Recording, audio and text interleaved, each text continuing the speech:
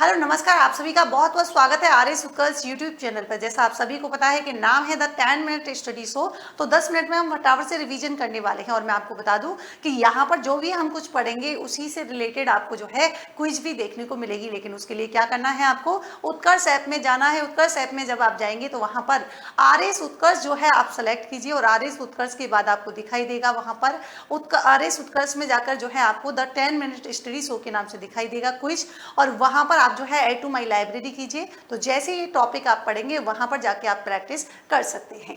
देखिए आज हम बात करने वाले हैं दो राजाओं के बारे में, जो कि ईश्वरी सिंह और दूसरे हमारे हैं माधो सिंह। जैसा मैंने कहा था कि देवारी समझौता जो होता है, तो देवारी समझौता के तहत जो है, अगर आपको ध्यान हो तो मैंने यहाँ पर बात की थी कि देखिए चंद्र कुमरी का जो बेटा था, क्योंकि यहाँ पर शादी ही इसलिए की गई थी, सवाई जयसिंह की जो हमने बात की थी तो यही बात पे शादी हुई थी कि देखिए चंद्र कुमरी का विवाह जो है सवाई जयसिंह के साथ किया जाएगा, लेकिन उसका जो बेटा होगा वही क्या बनेगा, जयपुर का शासक बनेगा। लेकिन होता क्या है, यहाँ पर होता उल्टा है कि देखिए यहाँ पर चंद्र कुमरी का बेटा होता है माधो सिंह, लेकिन यहाँ पर कायदे से तो इसी को राजा बनाया जाना था, लेकिन सवाई जयसिंह ने जो है यहाँ पर बना देता है अपनी दूसरी पत्नी के बेटे, जिसका नाम होता है ईश्वरी सिंह। अब यहाँ पर जो है राजगद्दी को लेकर दोनों भाइयों के बीच में जो है संघर्ष की स्थिति यहाँ पर हो जाती है, या मैं कहूँ उत्तराधिकार को लेकर युद्ध होता है। अब देखिए यहाँ पर इंपॉर्टेंट बात आती है, जहां से एग्जाम में क्वेश्चन आता है, वेरी वेरी इंपॉर्टेंट। यहाँ पर होता है राजमहल का युद्ध, जो कि मार्च 1747 में होता है। ईश्वरी सिंह की बात करेंगे तो ईश्वरी सिंह की तरफ से जो है शाही सेना और यहाँ पर होते हैं मल्हार राव, जबकि माधो सिंह के साथ जो है मेवाड़ के जगत सिंह सेकंड और कोटा से होते हैं दुर्जन साहब। अब यहाँ पर जो राजमहल का युद्ध हुआ था ये बनास नदी के तट पर हुआ था। और अब इसमें बात आती है कि देखिए होता तो माधो सिंह और ईश्वरी सिंह के मध्य हैं, और इसमें जीतते हैं कौन आपके, तो आप कहेंगे ईश्वरी सिंह की यहाँ पर क्या हो जाती है, विजय हो जाती है। अगर आपने जयपुर में देखा हो ईसर लाट, तो इसी राजमहल के युद्ध के पश्चात इसी जीत की खुशी में जो है क्या बना दिया जाता है, ईश्वरी सिंह के द्वारा त्रिपोलिया बाजार में बनाया जाता है ईसर लाट, या इसी को हम बोलते हैं सरगासली। इंपॉर्टेंट क्या है कि देखिए ये 7 मंजिला इमारत है और ये चित्तौड़ के जो है विजय स्तंभ से क्या है, यहाँ पर प्रेरित है। फिर देखिए, फिर यही नहीं, अब यहाँ पर जो है दोनों भाइयों में युद्ध चल रहा है। पहले होता है राजमहल का युद्ध, और फिर यहाँ पर जो है भाई आपने ध्यान रखना है कि मैम यहाँ पर कौन सा युद्ध हो जाएगा, तो आप कहेंगे बगरू का युद्ध होता है। फिर से दोनों भाइयों के मध्य होता है। पहले ईश्वरी सिंह की जीत होती है और इस युद्ध में अब ईश्वरी सिंह की क्या हो जाती है, हार हो जाती है। ये आपको ध्यान रखना है। अब इसके पश्चात क्या होता है, जयपुर का हो जाता है विभाजन। अब देखिए यहाँ पर ईश्वरी सिंह जो है वो राजपूतने का क्या था, एकमात्र ऐसा शासक था जिसने मराठों के युद्ध जो है वो हट जाने के दबाव में क्या कर ली थी, 1750 ईस्वी में जहाँ पर हत्या कर ली थी। और इसकी छतरी कहाँ पर है, तो ध्यान रखेंगे ईश्वर का तो भैया निवास ही होता है, तो ध्यान रखेंगे जय निवास उद्यान में क्या है, ईश्वरी सिंह की छतरी बनी हुई है। फिर बात करते हैं सवाई माधो सिंह प्रथम की, जो कि 1750 से लेकर 1768 ईस्वी तक इनका समय रहता है। ये भी किसके पुत्र थे, तो जैसा मैंने कहा कि कायदे से इन्हीं को राजा बनाया जाना था, तो ये चंद्र कुमरी और सवाई जयसिंह के पुत्र होते हैं। और यहाँ पर हम बात करें कि देखिए मराठा मल्हार राव जो हैं और जयपा सिंधिया जो है, ये माधो सिंह जैसे ही राजा बनता है तो मराठा सैनिक जो होते हैं ये जयपुर में क्या कर देते हैं, यहाँ पर जो है इनके अंदर आक्रोश पैदा होता है, ये यहाँ पर जो है उत्पाद मचा देते हैं। और इसी के फलस्वरूप, या मैं कहूँ इसी का रिवेंज कहूँ, या मैं कहूँ इसी प्रतिक्रिया फलस्वरूप जो है यहाँ पर क्या है, यहाँ के नागरिकों ने जो है क्या कर दिया, विद्रोह कर दिया। और लगभग 1500 मराठे जो सैनिक जो हैं ये यहाँ पर चल बसते हैं, या मैं कहूँ इनको मौत के घाट उतार दिया जाता है। यही ध्यान रखेंगे। जयपुर में होने वाला कैसा था, ये आपके राजस्थान का प्रथम जन विद्रोह था, ये आपसे ध्यान रखना। मैं आपको ध्यान होगा कि मुगल बादशाह है ना, अहमद शाह जो होता है वो रणथंभौर किला देता है किसको, माधो सिंह को। अब यहाँ पर मराठों की धन की मांग को लेकर जो है दुखी हो जाते हैं, और देखिए यहाँ पर क्या कर दिया जाता है, मराठों का कत्ले आम कर दिया जाता है। एग्जाम की दृष्टिकोण से आता है बंटवाड़ा का युद्ध, जो कि 1761 ईस्वी में होता है। जयपुर से होते हैं माधो सिंह फर्स्ट, जिनकी हार होती है, और कोटा से होते हैं कौन से, शत्रु सालहाड़ा, जिनकी क्या हो जाती है, जीत हो जाती है। और इनके साथ होते हैं झाला जालिम सिंह। अब ये कह रहे हैं कि देखिए रणथंभौर दुर्ग को लेकर क्या होता है, यहाँ पर ये युद्ध होता है सवाई माधो सिंह प्रथम में और कोटा के महाराव शत्रुसाल के बीच। कब होता है? तो नवंबर 1761 में होता है। शत्रुसाल हाड़ा जो है ये क्या हो जाते हैं, ये इनकी जीत हो जाती है। और झाला जालिम सिंह जो है इनका क्या होता है, इसी से उदय, उदय का मतलब पैदा नहीं, मतलब यहाँ से जो है इनकी क्या बनती है, एक रूपरेखा हमें दिखाई देती है। स्थापना की बात करेंगे 1763 ईस्वी में, क्या है, इनके द्वारा सवाई माधो सिंह शहर बसाया गया। किसने बसाया? तो माधो सिंह के द्वारा जो है इन्होंने क्या किया है, माधो सिंह ने 1763 में सवाई माधोपुर शहर बसाया। यही नहीं, माधो सिंह के द्वारा ही जयपुर में क्या किया, मोती डूंगरी महल जो है इनका भी निर्माण किया गया। साथ ही साथ चाकसू में जो है शीतला माता जो है इस मंदिर का क्या करवाया गया, निर्माण इनके द्वारा करवाया गया। और ध्यान रखेंगे यहाँ पर जो है निधन हो जाता है इनका 4 मार्च 1768 में। एक राजा और पढ़ लेते हैं, देखिए सवाई प्रताप सिंह। सवाई प्रताप सिंह की बात करेंगे 1778 ईस्वी से लेकर 1803 में होता है।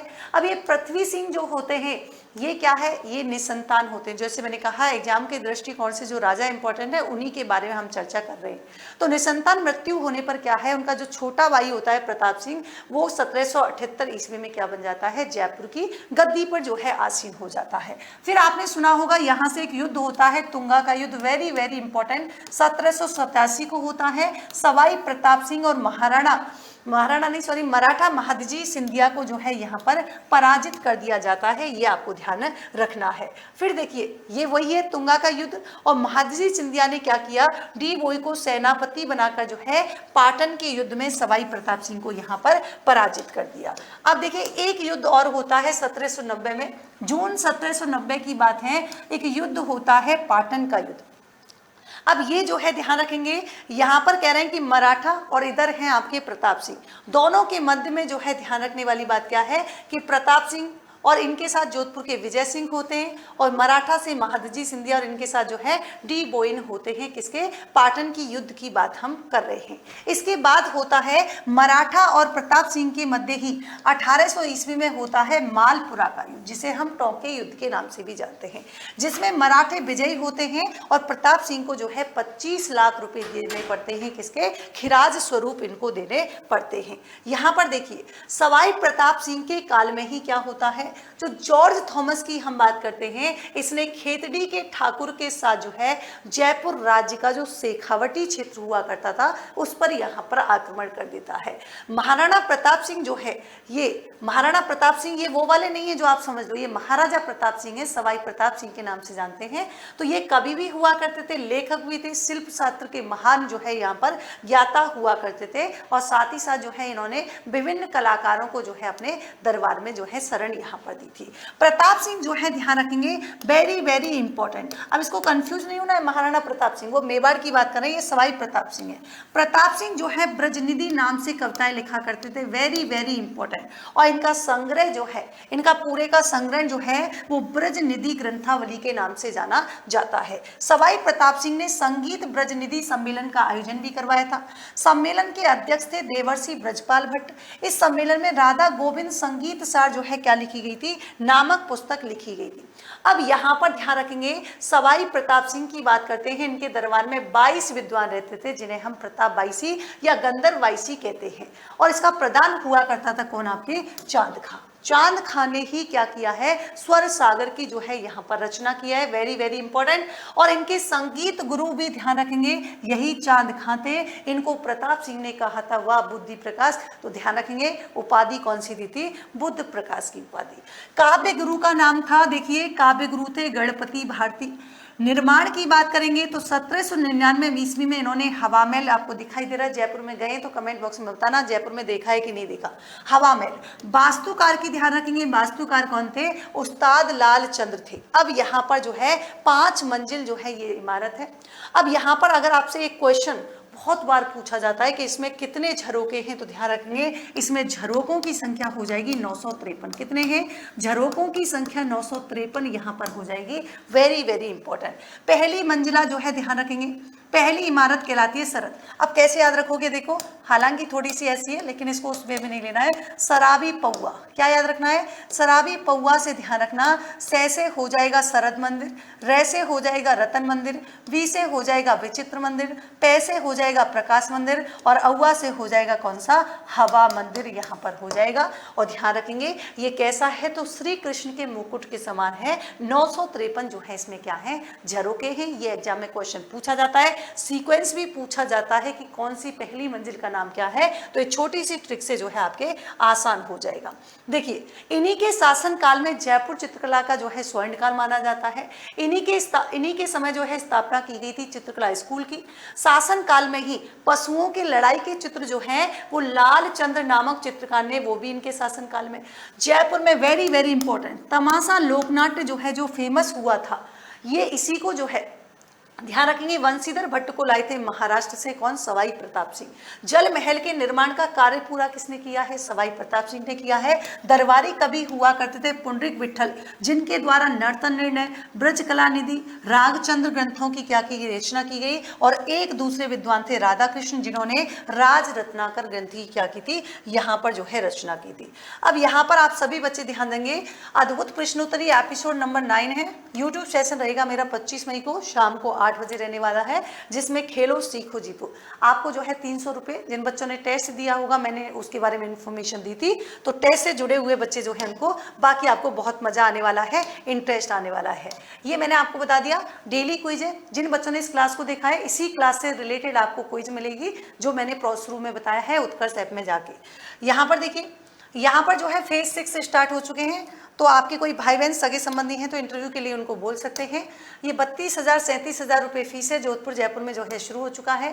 उत्कर्ष ऐप को डाउनलोड करेंगे तो RS foundation free YouTube course है, RS means free YouTube course available है, इकोनॉमिक सर्वे जो है ये आपके अवेलेबल है। तो ये थी आज की हमारी क्लास। आई होप आप एंजॉय करेंगे। तो चलिए मिलते हैं एक नए सेशन में एक नए वीडियो के साथ, और thank you so much, take care, good night.